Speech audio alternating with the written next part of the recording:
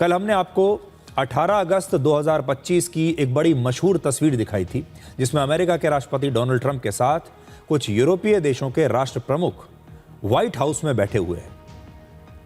और हमने आपको कल बताया था और उस दिन भी बताया था कि ये कुछ इस प्रकार से बैठे हैं जैसे राष्ट्रपति ट्रंप जो हैं वो किसी स्कूल के प्रिंसिपल हैं और ये बाकी के जो सारे नेता हैं ये छात्र हैं और ये बड़े ध्यान से सुन रहे हैं कि हमारे प्रिंसिपल ट्रंप क्या बता रहे हैं। और आज राष्ट्रपति ट्रंप ने इसी तस्वीर में कुछ बदलाव करके इसे सोशल मीडिया पर फिर से पोस्ट किया है। ये तस्वीर हमने कल रात को ही आपको दिखाई थी और आज डोनाल्ड ट्रंप ने इसी तस्वीर को फिर से पोस्ट किया है कुछ बदलाव करके।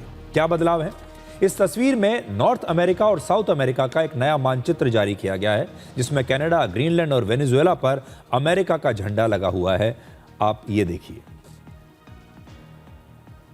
ऐसा लगता है राष्ट्रपति ट्रंप इन देशों को भी अब अमेरिका के नक्शे में शामिल करना चाहते हैं। इन सब को अमेरिका की टेरिटरी के तौर पर दिखाया गया है, सब पर अमेरिका का झंडा लगा है। वो ये बताने की कोशिश कर रहे हैं कि ये सब अब अमेरिका का हिस्सा है।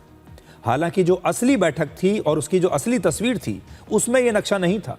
दोनों तस्वीरों में अंतर देखिए। असल में उस स्थान पर जो असली मीटिंग हुई थी, इसमें यूक्रेन का मानचित्र था, जो आज यहां आप देख रहे हैं। ये तो आज की तस्वीर है। अब दूसरी तस्वीर देखिए आप।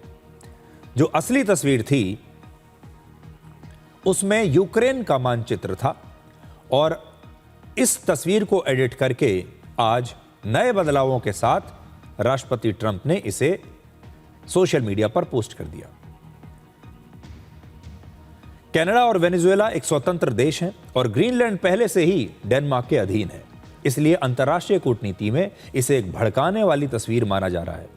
हमने आपको बताया था कि राष्ट्रपति ट्रंप 18 अगस्त 2025 को ही ये समझ गए थे कि यूरोप के नेता असल में उनके सामने सरेंडर कर चुके हैं और ट्रंप का अगला सोशल मीडिया पोस्ट भी यही कह रहा है। इस पोस्ट में ट्रंप ने एक ऐसी तस्वीर शेयर की है जिसमें ट्रंप के हाथ में अमेरिका का झंडा है और उनके साथ खड़े हैं अमेरिका के उपराष्ट्रपति जेडी वांस और विदेश मंत्री मार्को रूबियो। इस तस्वीर में एक बोर्ड दिखाई दे रहा है जिस पर लिखा है ग्रीनलैंड यूएस टेरिटरी एस्टेब्लिश्ड 2026।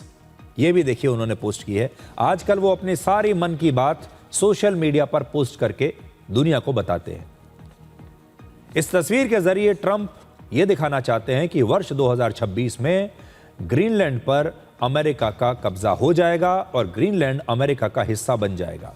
और ये सब ऐसे वक्त में हो रहा है जब राष्ट्रपति ट्रंप लगातार ग्रीनलैंड को या तो खरीदने और या फिर उस पर कब्जा करने की धमकी दे रहे हैं। तो आज उन्होंने ये दो नई तस्वीरें पोस्ट की हैं जिनसे आपको उनकी मंशा पता चल जाएगी। ग्रीनलैंड पर ही आज की दूसरी बड़ी खबर यह है कि अमेरिका ने ग्रीनलैंड में मौजूद अपने सैन्य ठिकानों पर अपने मिलिट्री एयरक्राफ्ट तैनात करने का फैसला किया है। ग्रीनलैंड में मौजूद अमेरिका के इस मिलिट्री एयरबेस का नाम है पिटुफिक।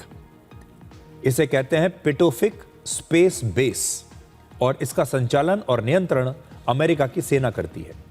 अमेरिका के मुताबिक इस बेस पर मिलिट्री एयरक्राफ्ट की तैनाती के लिए डेनमार्क और ग्रीनलैंड को पहले ही बता दिया गया था और इसके लिए कूटनीतिक मंजूरी भी मिल चुकी है।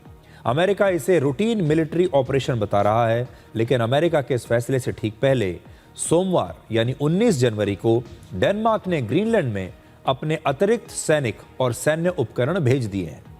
डेनमार्क इस समय ग्रीनलैंड में एक मिलिट्री एक्सरसाइज कर रहा है जिसमें फ्रांस, ब्रिटेन, जर्मनी, स्वीडन और नॉर्वे जैसे कई देशों के सैनिक शामिल हैं और ये देश मिलकर ग्रीनलैंड के मुद्दे पर डेनमार्क को अपना एक सांकेतिक समर्थन दे रहे हैं। और आपको यकीन नहीं होगा, मुश्किल से 50 सैनिक वहां पर हैं इन सारे देशों के मिलकर जो ये मिलिट्री एक्सरसाइज में हिस्सा ले रहे हैं। तो 50 सैनिक क्या ही कर लेंगे, इसीलिए हमने कहा कि ये एक सांकेतिक मिलिट्री एक्सरसाइज है। जब राष्ट्रपति ट्रंप से इस मिलिट्री एक्सरसाइज पर सवाल पूछा गया तो उन्होंने कहा कि ये सैनिक रशिया से ग्रीनलैंड की सुरक्षा करने के लिए यूरोपीय देशों ने तैनात किए हैं।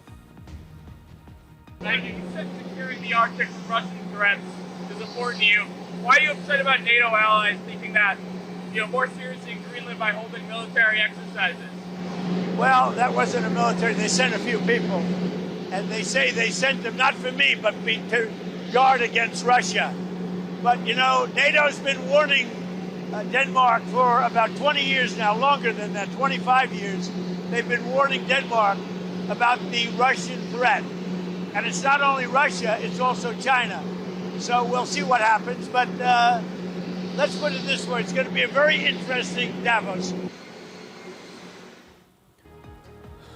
तो हैरान करने वाली बात यह है कि ग्रीनलैंड के मुद्दे पर राष्ट्रपति ट्रंप को अब सोचिए किसका समर्थन मिला है। उन्हें रशिया का समर्थन मिल रहा है। आज रशिया के विदेश मंत्री ने कहा कि डेनमार्क ने ग्रीनलैंड पर कब्जा किया था और यह इलाका हमेशा से डेनमार्क का हिस्सा नहीं रहा है। एक प्रकार से वो ये कहने की कोशिश कर रहे हैं कि ग्रीनलैंड जो है वो डेनमार्क का हिस्सा है ही नहीं और डेनमार्क का ग्रीनलैंड पर कोई कब्जा या कोई अधिकार बनता ही नहीं है। लगभग वही बात जो अमेरिका कह रहा है, वही बात जो डोनाल्ड ट्रंप कह रहे हैं, वही बात का समर्थन रशिया भी कर रहा है। कितनी हैरानी की बात है। В принципе, Гренландия – это не естественная часть Дании, правда ведь? Она не была ни естественной частью Норвегии, ни естественной частью Дании. Это колониальное завоевание. То, что там жители сейчас привыкли и им комфортно, это другой вопрос. Но проблема бывших колониальных владений, она стоит все более и более серьезно.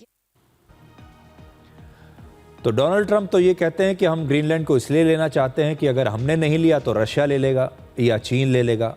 इस इलाके को रशिया और चीन से बचाना है इसलिए। लेकिन रशिया इनडायरेक्टली अमेरिका का समर्थन कर रहा है। क्यों कर रहा है? क्योंकि इसमें रशिया को अपना एक फायदा दिखता है। रशिया जानता है कि अमेरिका की असली ताकत उसके सहयोगी देश और नेटो गठबंधन है और इस समय नेटो के सभी देश मिलकर रशिया के खिलाफ युद्ध में यूक्रेन का साथ दे रहे हैं और नेटो के सदस्यों के आपसी झगड़े का फायदा उठाकर रशिया अब यूक्रेन के इलाकों पर अपना कब्जा और मजबूत कर सकता है। मतलब ये कि रशिया ये चाहता है कि ग्रीनलैंड के मामले पर नेटो में फूट पड़ जाए। रशिया ये जरूर चाहेगा कि ग्रीनलैंड के मामले पर ये यूरोपीय देश और अमेरिका की आपस में अनबन हो जाए, इनकी दोस्ती में खटास पड़ जाए और ये जो ईयू है ये अमेरिका के खिलाफ ही खड़ा हो जाए और नेटो देश जो हैं इनमें भी आपस में एक दरार पड़ जाए।